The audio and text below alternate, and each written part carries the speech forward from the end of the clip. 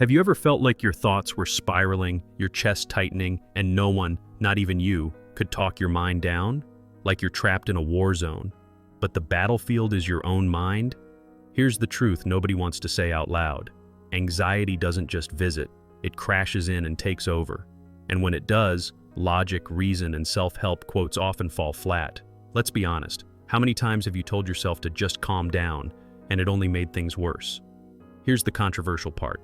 Sometimes prayer works better than pills. I know, bold. But for millions, especially those walking by faith, peace isn't found in techniques. It's found in truth. And not just any truth, biblical truth that anchors your soul when the storm hits hardest. When anxiety is overwhelming, it's not hustle, hustle, hustle that heals you. It's faith in God that steadies the storm inside. Faith isn't passive, it's powerful. It's spiritual mental health in action. If you're tired of shallow advice and want something real, something that actually helps when the panic hits at 2 a.m., stick around. This video will unpack what most people won't tell you about anxiety and faith, about finding God's peace in hard times, and why Christian spiritual warfare might just be your missing weapon. By the end, you won't just feel understood, you'll feel equipped. And that's not hype, that's hope. Let's talk about how to overcome anxiety biblically and build mental strength through faith. The invisible weight.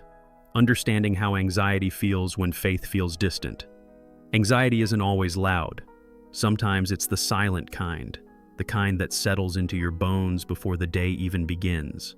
It's that nagging tension, like you're holding your breath for something bad that hasn't even happened yet. And for Christians, this struggle comes with an extra twist.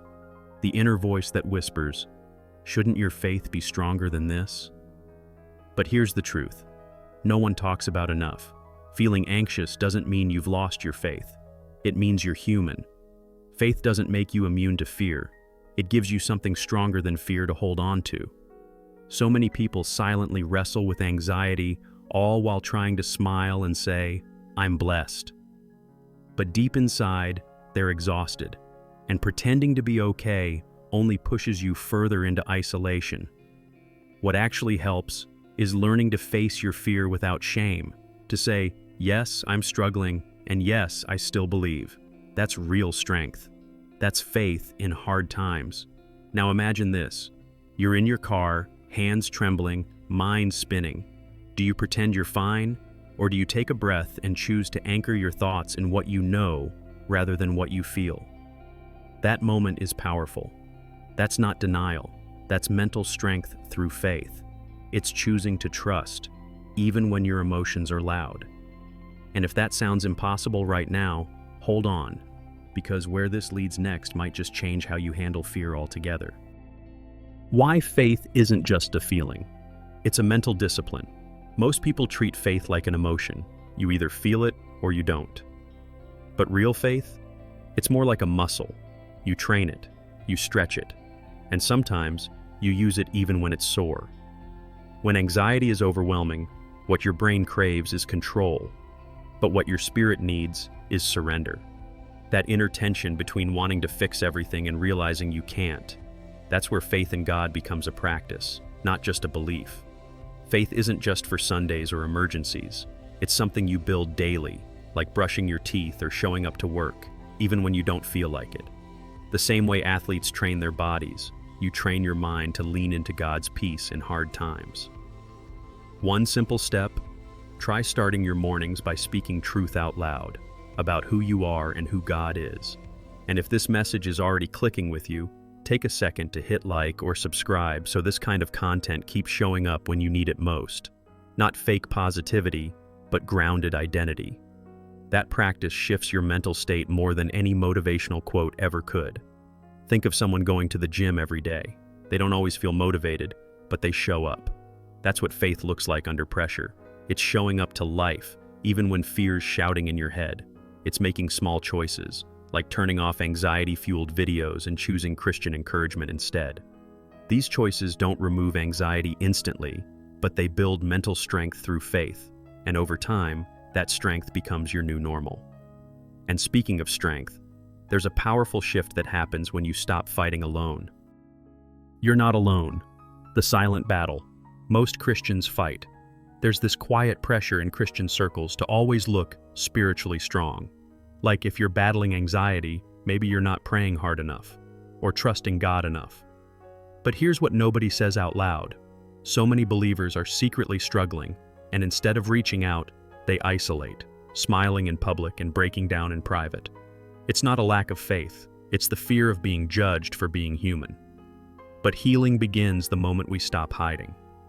Think about this.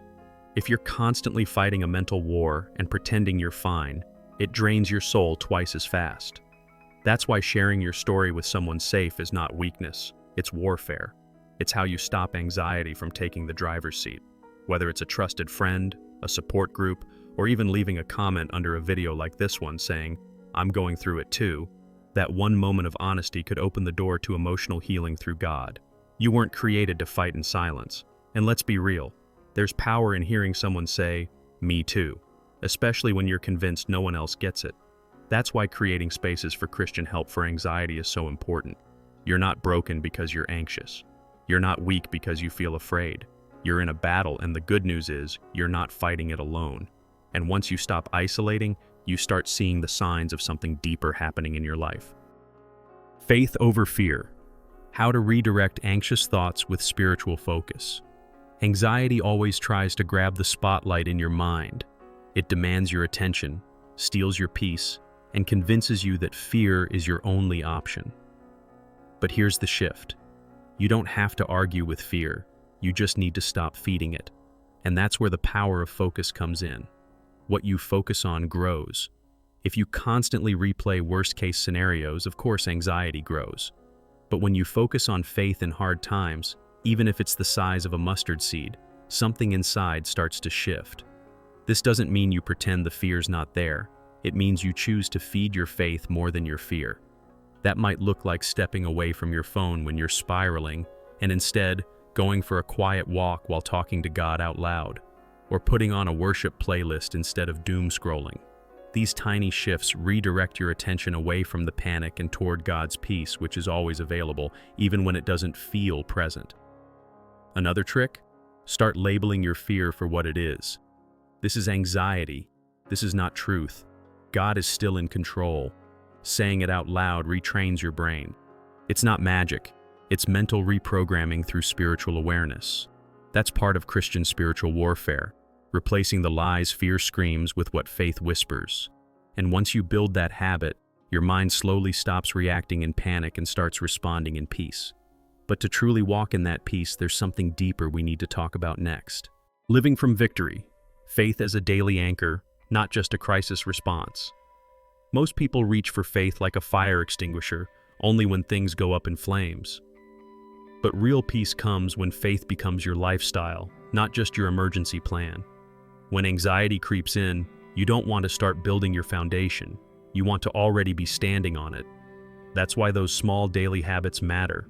Quiet reflection, intentional gratitude, honest prayer, or even choosing Christian motivation in your media feed. These little choices build a solid mindset before the storm even hits.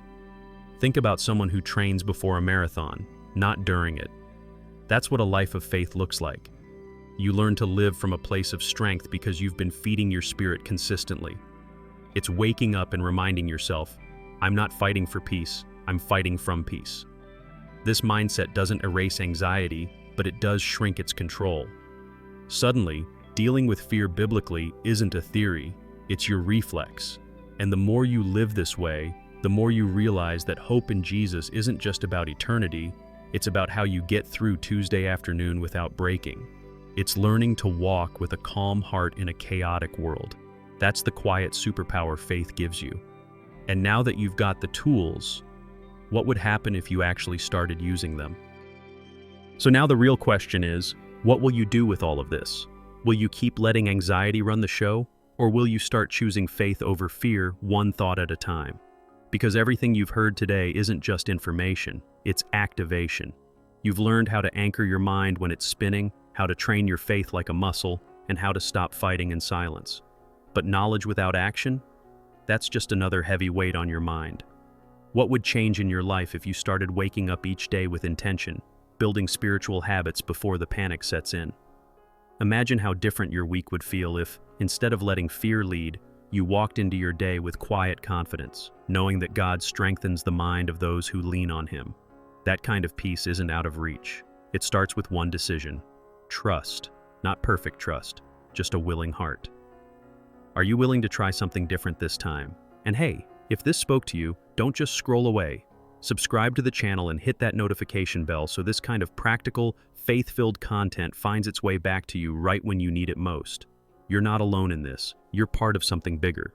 And your healing, it's already in motion.